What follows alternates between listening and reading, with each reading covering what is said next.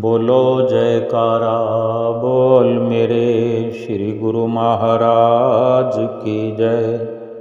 सभी गुरुमुख प्रेमियों से सब प्रेम जय सच्चिदानंद। वंदो चरण सरोज गुरु मुद मंगल आगार। जय सेवत नर होत हैं भव सागर से पार। गुरु जी के सुमिरन मात्र से नाशत विघ्न अनंत। तासे सर्वारंभ में ध्यावत हैं सब संत। आज श्री आनंदपुर में बड़ा ही सुंदर नज़ारा श्री दर्शनों का, श्री वचनों का, आशीर्वाद का गुरुमुख प्रेमी प्राप्त कर रहे हैं। सुबह सवेरे ही जब गुरुमुख प्रेमियों ने श्री गुरु महाराज जी के दर्शन किए, कितने दिनों से रोज नित्य नया एक ऐसा स्वर्णिम नज़ारा प्राप्त हो रहा है श्री दरबार में। नव संवत का दिन गुरुमुख प्रेमियों ने मनाया। शुभ संक्रांति पर्व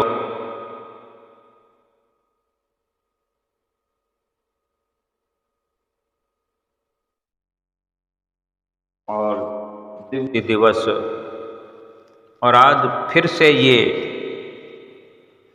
शुभ रामनवमी पर्व श्री परमहंस अद्वैत मत के महान प्रवर्तक श्री परमहंस दयाल महाराज जी, जो श्री आनंदपुर धाम के रचनाकार हैं, जिन्होंने ये रचना रचाई है, सबको गुरुमुख प्रेमियों को इस जीवन में खुशियों की दात बख्शी है। आज ही के दिन अवतरित होकर के सभी के जीवन में खुशियों का रंग भर दिया है। आज के दिन की सभी गुरुमुख प्रेमियों को लाखों लाख बधाई हो। प्रथम पातशाही गुरु महाराज जी ने जो उपकार हम पर सभी गुरुमुख प्रेमियों पर किया, उसका वर्णन नहीं किया जा सकता, ना ही वो ऋण चुकाया जा सकता है जो सतगुरुदेव महाराज जी ने उपकार किया।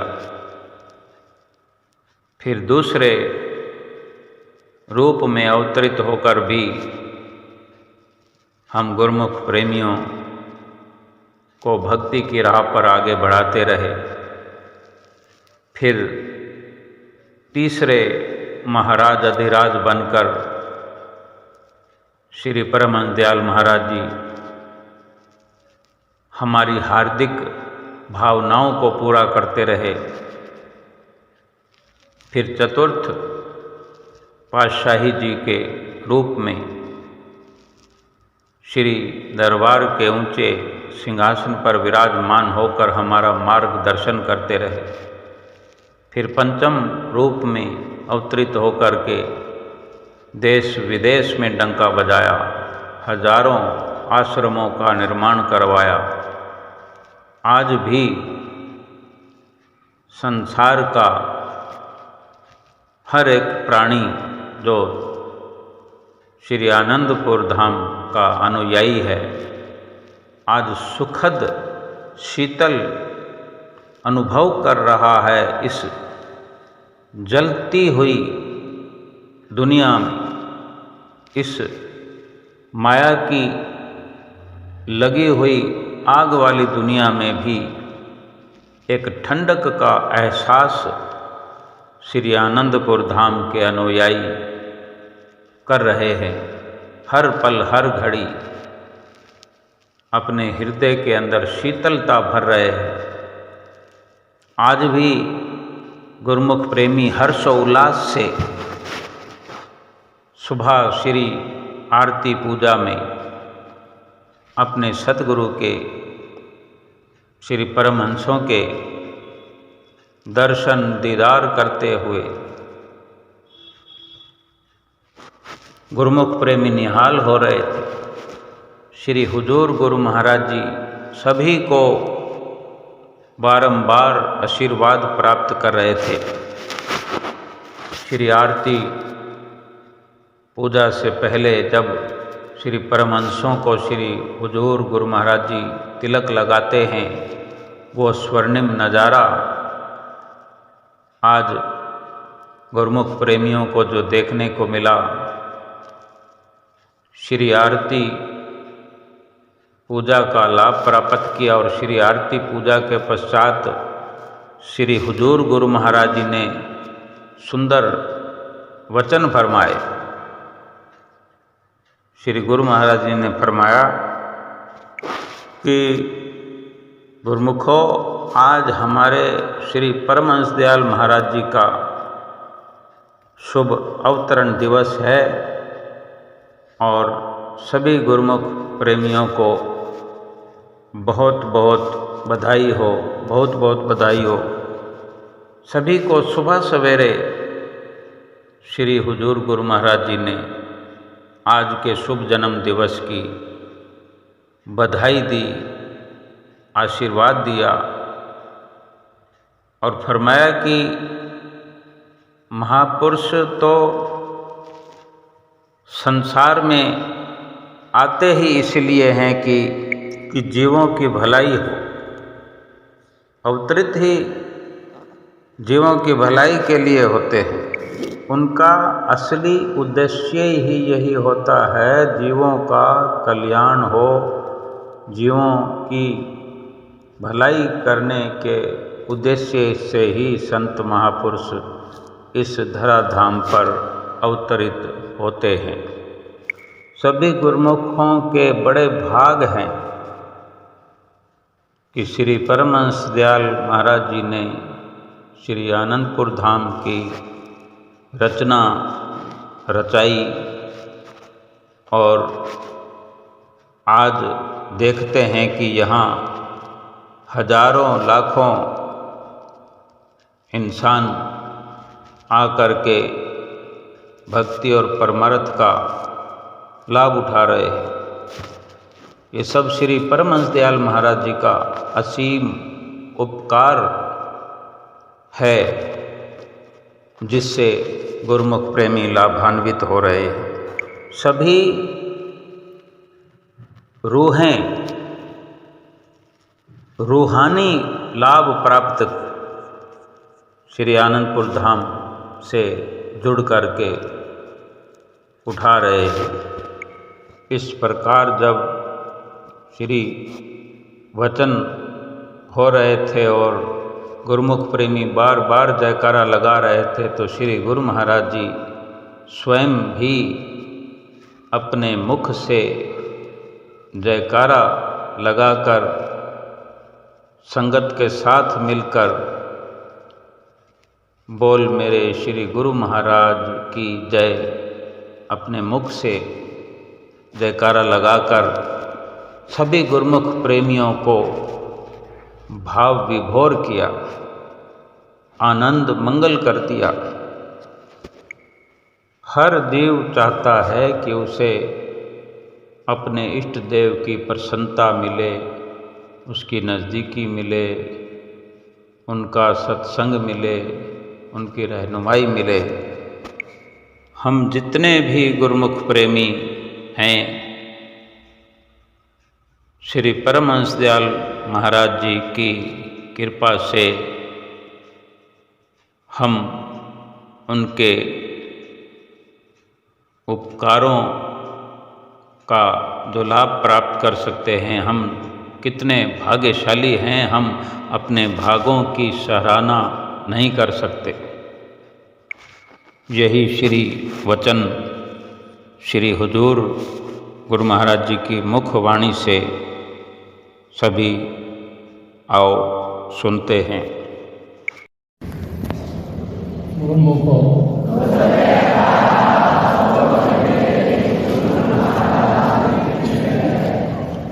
आज हमारे श्री शेषवाद श्री परमन दयाल महाराज जी का अवतरण दिवस है। इस खुशी में सभी गुरुओं को बहुत बहुत बधाई और बहुत बहुत बधाई।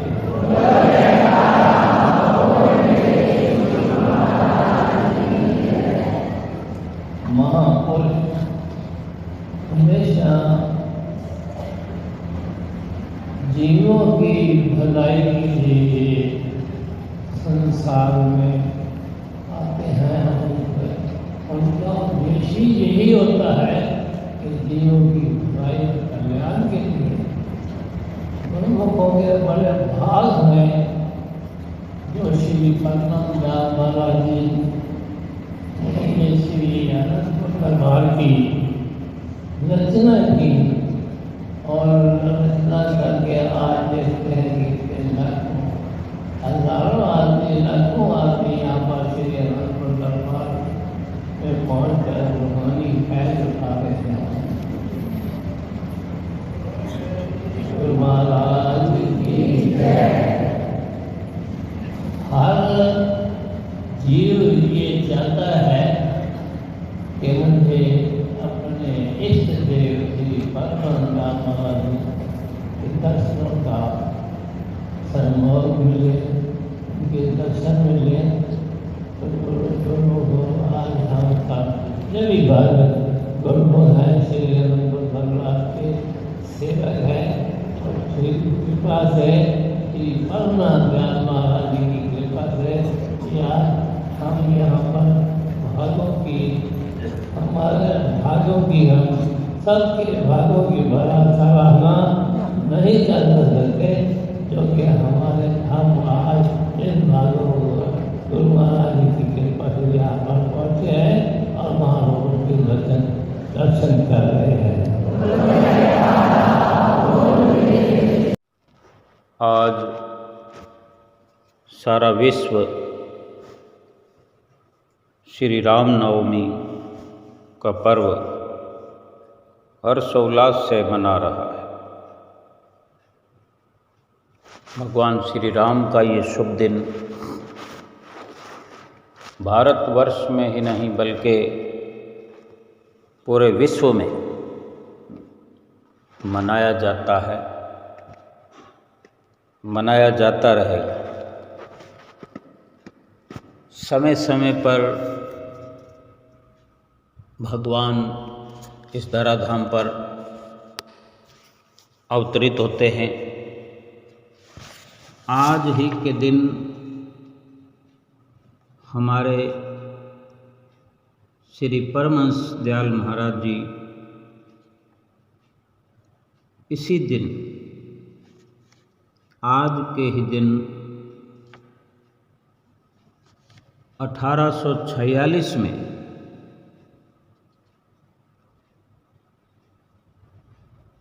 इस धराधाम पर दुनिया की इस संसार में, जो कि बिहार की पुण्य भाग्यशालिनी भूमि छपरा में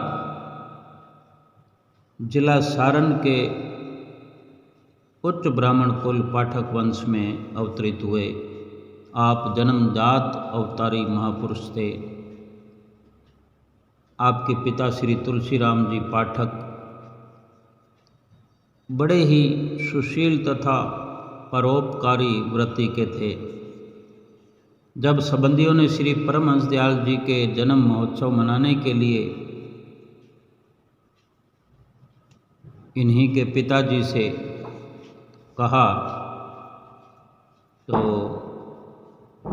उन्होंने जन्म दिवस मनाने के बारे में ये कहा कि हमारे घर में जन्मोत्सव मनाने की ऐसी क्या विशेषता है? आज के दिन तो पूरा भारतवर्ष राम जन्मोत्सव का आनंद पहले से ही मना रहा है, पूरे संसार में मनाया जा रहा है, क्योंकि वास्तव में ये रामनवमी महोत्सव त्रेता के अवतार श्री रामचंद्र जी महाराज के अलावा युग की पुकार सुनने वाले युग पुरुष श्री परमहंस दयाल जी का जन्म दिवस था, जन्म उत्सव था, महोत्सव था। और आपके पिताजी ने आपका शुभ नाम भी राम रूप, राम नारायण रखा ही था और प्यार से राम याद भी बुलाते थे। जैसा नाम वैसे ही गुण, बड़े होने पर अक्सर अक्सर ये सत्य सिद्ध हुए। गुरुमुख प्रेमी अक्सर सुनते रहते हैं श्री परमहंसों की लीलाओं का वर्णन होता रहता है, श्री दरबार में समय समय पर सत्संग होता है, श्री ग्रंथ में भी अक्सर हम पढ़ा करते हैं, सुना करते हैं। श्री परमहंस दयाल महाराज जी के पिताजी के पास श्री परमहंस जी केदार घाट काशी वाले महापुरुष आया करते थे। उन्हीं से श्री गुरु महाराज जी के पिताजी को उपदेश मिला था, इसलिए श्री परमहंस केदार घाट काशी वाले स्वामी जी आपके घर अक्सर आया करते थे। और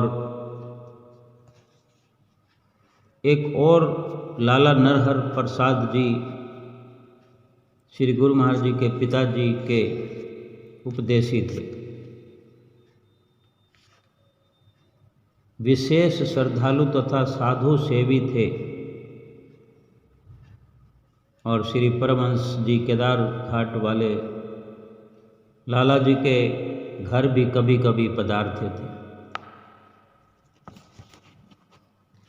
1960 ईस्वी में जब आपकी उम्र 14 वर्ष की हुई तो लाला नरहर प्रसाद जी का देहांत हो गया, जो कि आपके पिताजी के मित्र थे।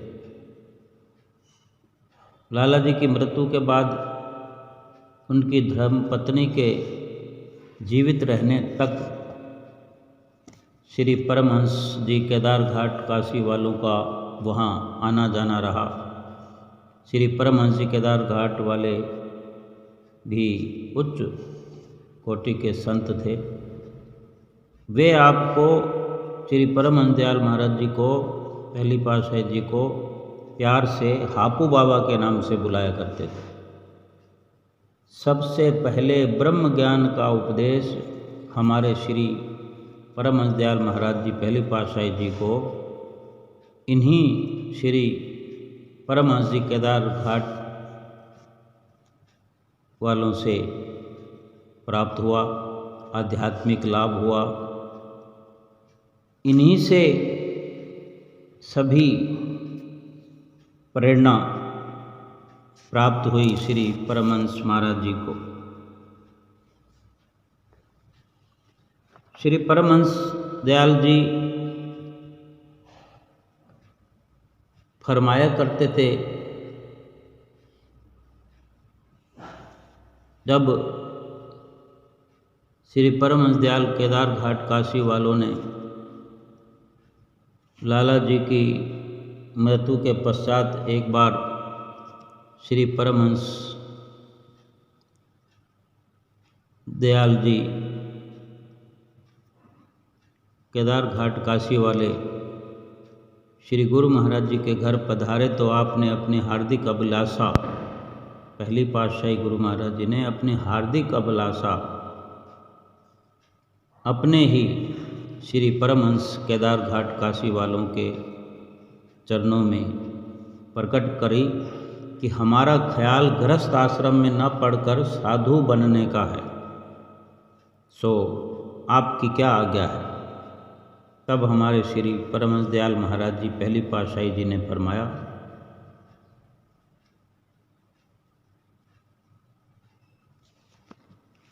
जब पहली पातशाही गुरु महाराज जी ने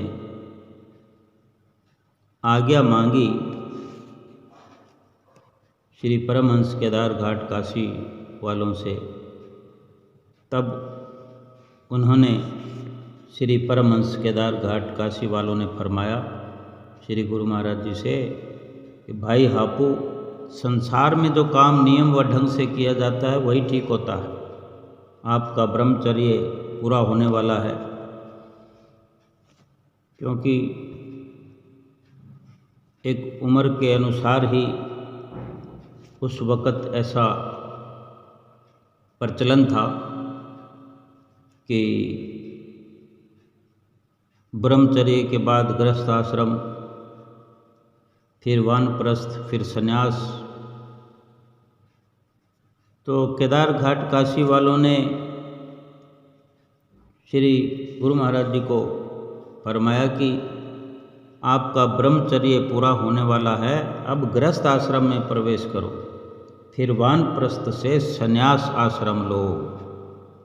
साधु होने की अभी से क्या सूझी है, एक आदर्श गृहस्थी बनकर दीनों की सहायता करो।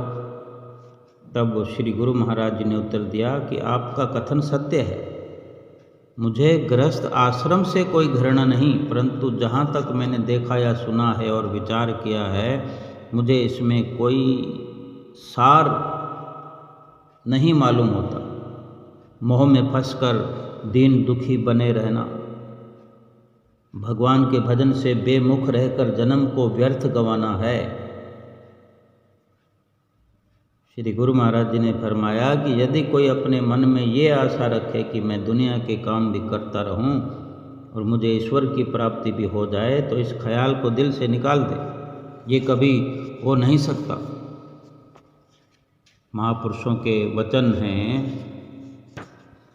कि जब लग हरि सिमरे नहीं, जो संतन के मीत, वे दिन गिनती में नहीं, गए वृथा सब बीत।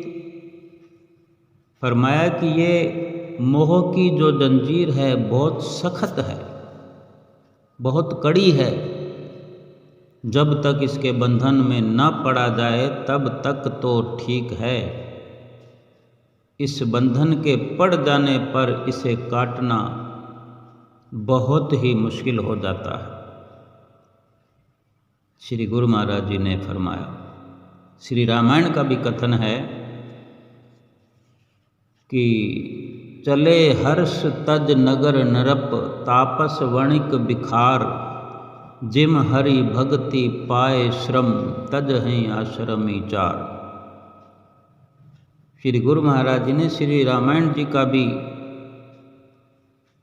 ये कथन जो है उच्चारण किया कि श्री रामचंद्र जी लक्ष्मण से कहते हैं कि जैसे शरद ऋतु को पाकर राजा, तपस्वी, व्यापारी और भिखारी आनंद से घर छोड़कर अपने अपने कामों को चलते हैं, ऐसे ही ब्रह्मचारी, गृहस्थी, वानप्रस्थी, सन्यासी हरि भक्ति को पाकर अपने अपने आश्रम छोड़ देते हैं। अर्थात सारा भाव यह है, यही सार और सत्य है कि जब भी जिस आश्रम में वैराग की प्राप्ति हो जाए, चाहे ब्रह्मचर्य आश्रम, गृहस्थी आश्रम, वानप्रस्थ आश्रम, संन्यास आश्रम, जहाँ भी मतलब जिस स्थिति में, जिस उम्र में वैराग हो जाए, उसी वक्त, उसी अवस्था में सब कुछ त्याग कर साधु बना जा सकता है। इसमें किसी नियम का कोई बंधन नहीं है। यानी आपने फरमाया, श्री गुरु महाराज जी ने अपने ही स्वामी जी से, कि जिस दिन वैराग हो जाए उसी दिन सन्यासी बन जाना चाहिए, क्योंकि फिर न जाने कब विघ्न पड़ जाए, क्योंकि एक समय में एक ही काम ठीक प्रकार से हो सकता है। और विचार अगर ऐसा, वैराग अगर ऐसा पैदा हो जाए तो उसका तुरंत सदुपयोग करना चाहिए। न जाने फिर वो विचार दोबारा कब पैदा हो, ऐसा विराग दोबारा कब हो और दुविधा में पड़ जाएं। फिर ऐसा ना हो कि दुविधा में दोनों गए, माया मिली ना राम। तो ये सुनकर श्री गुरु महाराज जी की सारी बात श्री परमहंस दयाल महाराज जी ने फरमाया, भाई साधु होना तो दुनिया भर की जिम्मेवारी सिर पर लेना है। तुम्हारा जो ये ख्याल है कि साधु बनकर कोई चिंता नहीं रहेगी, ये भी ठीक नहीं है, क्योंकि और बातों के अलावा मुख्य खाने पीने पहनने की भी चिंता हुआ करती है।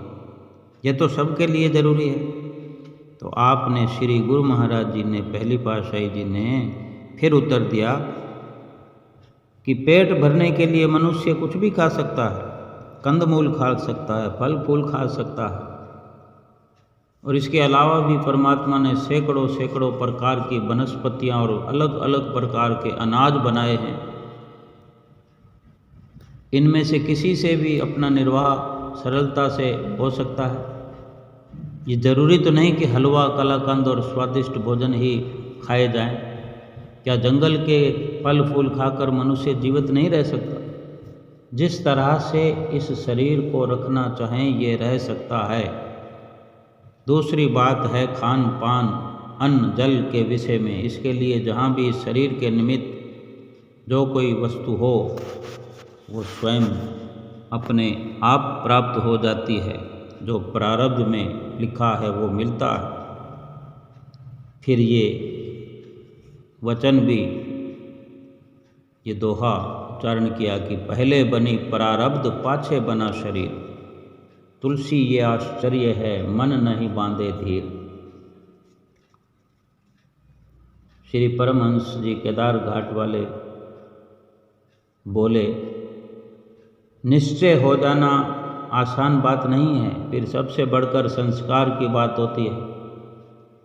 तो आपने फिर प्रार्थना करते हुए कहा कि मैंने तो अपना निश्चय प्रकट कर दिया है, अब रही संस्कारों की बात, सो उनसे भी मेरी बात दृढ़ है, क्योंकि माताजी और पिताजी का तो पहले ही देहांत हो चुका है। स्त्री और पुत्र के लिए कोई इच्छा नहीं। अब संस्कारों में बाकी क्या कमी रह गई? आप अंतर्यामी हैं, आप स्वयं ही इस विषय पर विचार करें, क्योंकि कुदरत ने जो वातावरण बनाया है उससे लगता है कि कुदरत ने किसी विशेष काम के लिए इस शरीर को पैदा किया है। क्योंकि कहा भी जाता है कि जैसा जिसने भविष्य में बनना हो वैसी ही उसकी बुद्धि तथा विचार बचपन में होते हैं। होनी बलवान है, इसलिए वही होनहार बुद्धि में पहले से ही आकर स्थिर हो जाती है, और उनके विचार पहले से ही उच्च उद्देश्य को लिए हुए थे। तब पहली पातशाही गुरु महाराज जी की पवित्र भावनाओं तथा उच्च विचारों को सुनकर श्री परमहंस दयाल जी केदार घाट वाले थोड़ी देर मौन रहे, कुछ सोचते रहे। इसके बाद फरमाया पहली पातशाही गुरु महाराज जी से कि भाई हापू, यदि तुम्हारा ऐसा ही ख्याल है तो ठीक है, ऐसा ही करो, परंतु एक बात तो माननी होगी आपको कि लाला नरहर प्रसाद और उनकी धर्मपत्नी ने आपका पालन पोषण अपने सुपुत्र की तरह किया है। तो क्योंकि लाला जी का देहांत हो गया, उनकी धर्मपत्नी का कोई आश्रय नहीं, केवल तुम्हारा ही सहारा है उन्हें। और उनकी सेवा करना तुम्हारा कर्तव्य है। उसकी मृत्यु के उपरांत आपका जैसे दिल चाहे वैसे करना। उपदेश के अनुसार भजन अभ्यास तथा आंतरिक मंजिल को पार करने का कार्य करते रहो। अपना ये ख्याल अभी लाला जी की पत्नी पर प्रकट न करें, इससे उनकी इस वृद्धावस्था में उन्हें दुख होगा। ये सत्य है कि जब महान विभूतियाँ किसी महान कार्य तथा उद्देश्य की पूर्ति के लिए संसार में आती हैं, उनकी व्यक्तिगत महानता तथा प्रतिष्ठा के लिए विशेष लक्षण, उनकी प्रतिष्ठा के ऐसे निशान उनकी बचपन की झांकियों से ही स्पष्ट होने लगते हैं। क्या सुंदर उत्तर दिए श्री गुरु महाराज जी ने, जिन्हें बचपन से ही मोह लेने वाली माया की झिलमिल आकर्षित नहीं कर पाई, वही माया क्यों न संत महापुरुषों की चरण धूल बनने को आतुर हो। वास्तविक अर्थों में श्री परमहंस जी केदार घाट वाले गुरु शिष्य की परंपरा अनुसार अपने शिष्य की परीक्षा ले रहे थे, और श्री परमहंस दयाल जी भी शिष्य रूप में परीक्षा में पूर्ण रूप से सफल हुए। फिर इसके पश्चात श्री परमहंस जी ने, केदार घाट काशी वालों ने आपको कुछ विशेष उपदेश दिया। आपकी गुरु दीक्षा का नियम पूरा हुआ। आप भी अपने सद्गुरु श्री परमहंस जी के उपदेश अनुसार फिर कार्य करने लगे, और इसी प्रकार 1863 में जब आपकी उम्र 17 वर्ष की हुई तो लाला जी की धर्मपत्नी, जिनका आप ध्यान रखते थे, जिन्होंने आपको पाल पोस कर बड़ा किया, उनका भी देहांत हो गया, और दाह संस्कार करके वह कर्म कांड से निवृत्त होकर आपने अपने गुरुदेव श्री परमहंस जी के उपदेश अनुसार जो अंदरूनी वेश था उसे प्रत्यक्ष कर लिया। आपने मन में विचारा कि परमात्मा ने अब आज़ाद कर दिया है, अब संसार की ओर देखने की जरूरत ही नहीं, और स्वामी अद्वैतानंद जी के स्वरूप में आपने साधना की ओर आगे पग बढ़ाया। और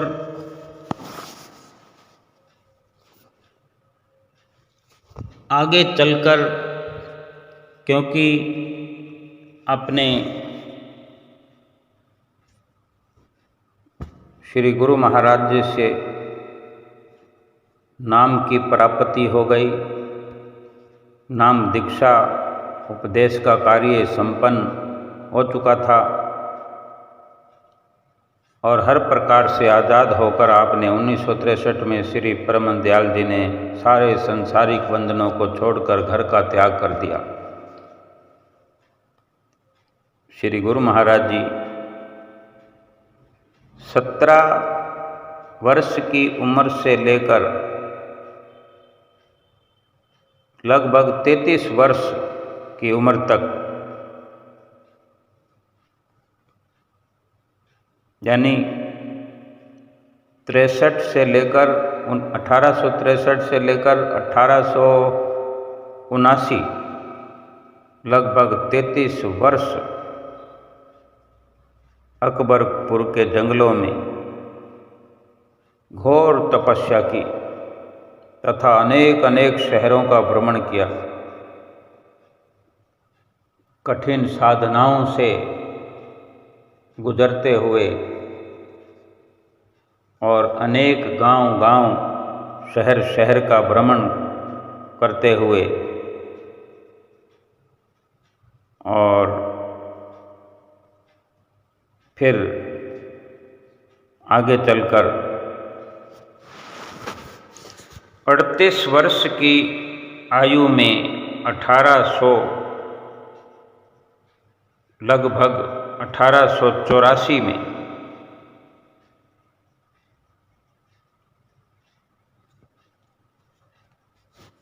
श्री आनंदपुरी जी महाराज से मिलन हुआ और श्री प्रथम पातशाही जी महाराज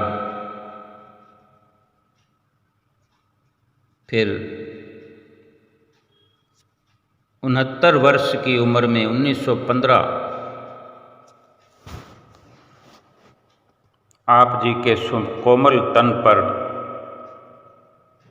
पक्षघात के भी निशान प्रकट हुए। इस प्रकार उम्र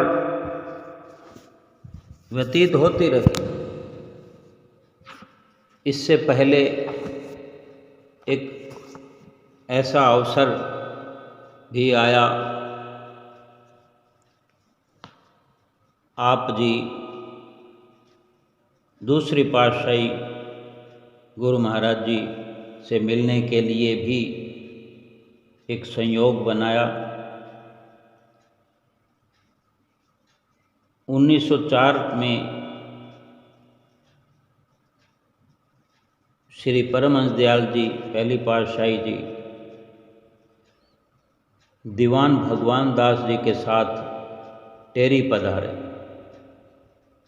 वहाँ सत्संग उपदेश की धारा निरंतर बहाने लगे। जब उन श्री दूसरी पातशाही गुरु महाराज जी को पता चला कि यहाँ एक परिपूर्ण महापुरुष टेरी में ही हमारे ही नगर में कस्बे में पधारे हैं, तो उनके दिल में भक्ति की भावनाएं जो पहले से ही उमड़ती रहती थी वो मचल उठी। ये सुनते ही श्री दर्शनों के लिए श्री चरणों में जा पहुँचे। ज्यों ही श्री परमहंस दयाल महाराज जी पहली पातशाही जी ने देखा कि हमारे सामने उपस्थित हुए दूसरी पातशाही गुरु महाराज जी भक्त वेश में वंदना कर रहे हैं, त्यों ही श्री परमहंस दयाल महाराज जी ने उनसे फरमाया कि भैया आ गए, हम तो आपके लिए ही यहाँ आए थे। तब श्री स्वामी जी श्री दूसरी पातशाही जी ने मस्तक झुकाया। उस समय श्री स्वामी जी श्री दूसरी पातशाही जी ने भी श्री परमहंस दयाल जी से विधिवत गुरु दीक्षा भी ली। शुरू श्री आज्ञा में अपने जीवन को ढाल दिया। स्वकीय लक्ष्य को सफलतापूर्वक प्राप्त किया। परम श्रद्धेय इस महान आत्मा का संपूर्ण विवरण हम सुनते रहे हैं और एक प्रेमी जो कि अपने सतगुरु से क्या चाहता है, महापुरुष अपने प्रेमियों से मौज में आकर कई प्रकार की लीलाएं करते हैं, जिनका ठीक प्रकार से रहस्य जानना साधारण बुद्धि से परे की बात है। एक बार टेरी में श्री परमहंस दयाल महाराज जी सत्संग उपदेश कर रहे थे। उनके दिल में ये ख्याल आया कि देखें यहाँ इतने प्रेमी गुरुमुख एकत्रित हुए हैं, इनके दिल में किस प्रकार की भक्ति व प्रेम है। सत्संग के पश्चात आपने हर सत्संगी व गुरुमुख प्रेमी से ये वचन किए कि आप जो कुछ चाहते हैं मांगो, और इसी प्रकार हर एक से पूछा कि अच्छा आप बताओ क्या चाहते हो, आपको क्या चाहिए, आपकी क्या इच्छा है। तो किसी ने कहा कि समाधि लगाने के विषय में विनती करी, कहा कि मैं समाधि लगाने की इच्छा रखता हूँ। किसी ने विनती की कि मेरी शब्द सुनने की इच्छा है, मैं भीतर का शब्द सुनूं। और इसी क्रम में सब ने अपनी इच्छा बताई। श्री परमहंस दयाल जी भी उसी के अनुसार सबको युक्ति भी बतला रहे थे, जो कुछ जैसा चाहता था उसी के अनुसार उनको संतुष्ट कर रहे थे। आखिर में जब सबसे पूछ चुके तो एक कोने में एक व्यक्ति दुबक कर बैठा हुआ था। उस पर कृपा दृष्टि हुई। श्री परमहंस दयाल जी ने उसकी तरफ इशारा करके कहा कि कहो साहेब, आप क्या चाहते हैं? तो उसने फारसी में ये शेर पढ़ा इस तरह कि न जाहो जलाल किबरिया में ख्वाहिम, न दर्द तुरा हेच दवा में ख्वाहिम, हर कस जोरे तू मतलबे में ख्वाहिद, माँ खस्ता दिला अज तू तुरा में ख्वाहिम। इसका अर्थ यह है कि उस प्रेमी ने विनती की कि ऐ मेरे इष्ट देव, मेरे मालिक, मैं आपसे बड़ाई या मान या ऐश्वर्य के समान जाहो जलाल कुछ भी नहीं चाहता। मैं आपसे अपने दर्द के लिए, कोई शारीरिक दुख मिटाने के लिए कोई दवा भी नहीं मांगता कि मेरे दुख दर्द का इलाज करो, इन दुखों को दूर करो। दुनिया का हर प्राणी आपसे अपनी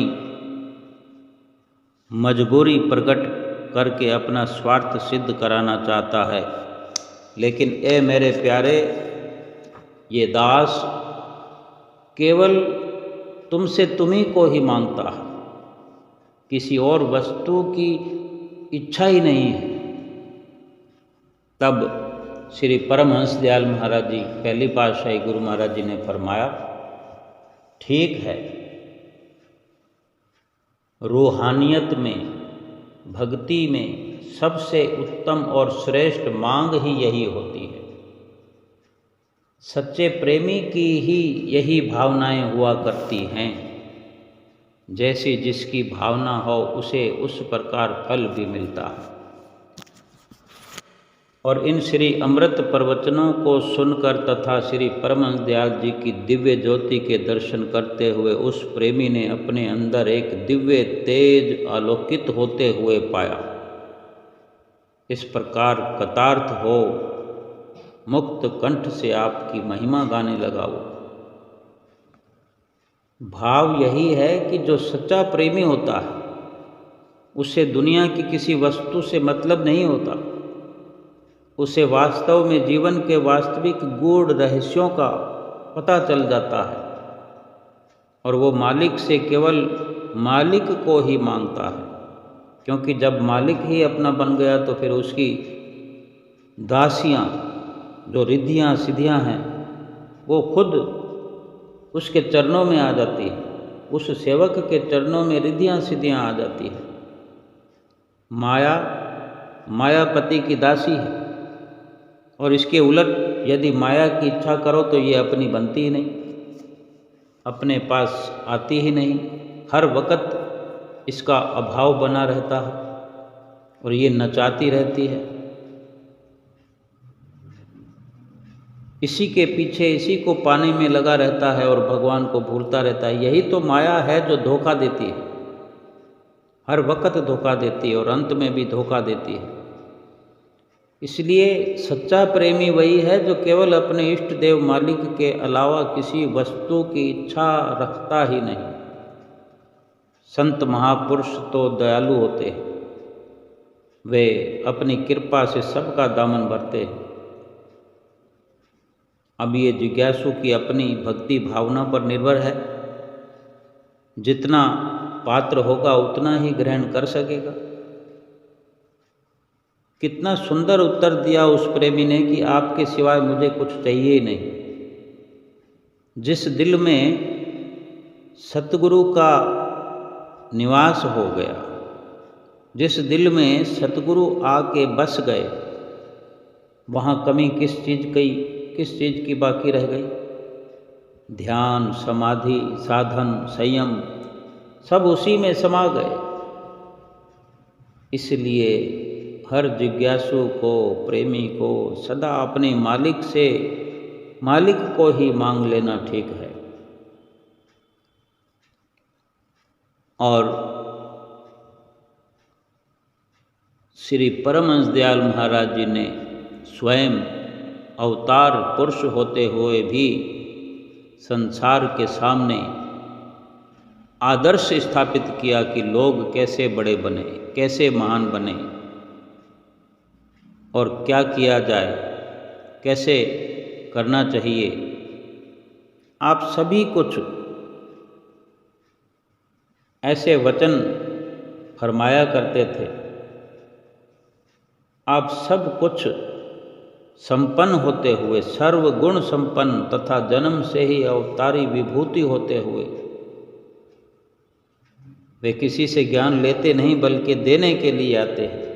फिर भी सांसारिक नज़रिए से वे स्वयं भी वही कार्य करते हैं जिस पर संसार को चलाना चाहते हैं। वे स्वयं मर्यादा में रहकर पहले ज्ञान लेते हैं, नाम लेते हैं, नाम की कमाई करते हैं, उसके बाद संपर्क में आने वाले जीवों को ज्ञान का उपदेश देते हैं, उसी रास्ते पर चलाते हैं, उसी राह पर चलाते हैं। श्री पहले पातशाही गुरु महाराज जी ने 1915 में 13 अक्टूबर 1915 जयपुर के अंदर पहला आश्रम निर्माण करवाया। श्री गुरु महाराज जी ने 73 वर्ष तक श्री आनंदपुर धाम के लिए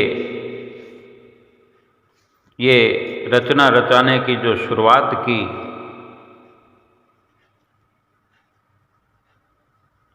इसी के एक एक पल के बलिदान के साथ 73 वर्ष की आयु में 10 जुलाई 1919 आपने निज धाम गमन किया। श्री दूसरी पातशाही जी महाराज ने जो कि आप जी के ही नक्शे कदम पर चलते हुए आपकी आज्ञा व मौज से श्री आनंदपुर धाम की रचना रचाई और श्री आनंदपुर के ऊंचे और सत्य सिंहासन पर विराजमान हुए। आज जितनी भी रचना हम श्री आनंदपुर धाम की देख रहे हैं, समझ रहे हैं, ये सब हमारे श्री परमहंस दयाल महाराज जी का अनुपम उपकार हमारे पर, उनका बेइंतहा प्यार हमारे लिए श्री आनंदपुर धाम के कण कण से झलकता है। जितनी महिमा का गायन किया जाए कम है। आज के शुभ दिन संसार के सभी गुरुमुख प्रेमी जो कि श्री दरबार के अनुयायी हैं, क्या देश में, क्या विदेश में, क्या गांवों में, क्या नगर में, बल्कि घर घर में सतगुरु की आज जय जयकार हो रही है। भक्ति का एक झंडा जो है तीनों लोकों में श्री आनंदपुर धाम का लहरा गया है, डंका बजा दिया है, सतनाम का डंका बजवा दिया श्री सतगुरु प्यारे ने। और आज श्री परमहंस दयाल महाराज जी के ही छठे रूप में,